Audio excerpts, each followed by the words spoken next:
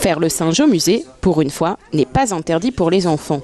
C'est même le mot d'ordre de Espèces d'humains. Espèces d'humains, une exposition qui permet aux visiteurs de se comparer aux singes. Faut faire comme les singes, faut prendre le carré, faut l'empiler sur les autres, et puis faut que tu arrives à tout mettre. Ça montre mon habilité, parce que les singes se servent beaucoup de leurs pieds, et nous on se sert plus des mains. Borne interactive, jeux de miroir très réalistes, beaucoup de jeux ludiques dans cette exposition.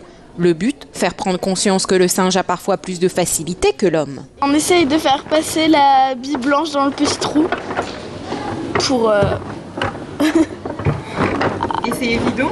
Non. Et alors qu'est-ce que ça te montre justement cette expérience? Ils disent que quand on fait les courses, nous on achète directement, mais les gorilles ils doivent trouver à manger. Espèces d'humains, une exposition qui montre aussi les similitudes parfois troublantes entre l'homme et le singe. On s'aperçoit que beaucoup de critères qu'on croyait définissant de manière stricte l'homme, en fait, ne sont pas aussi stricts que ça.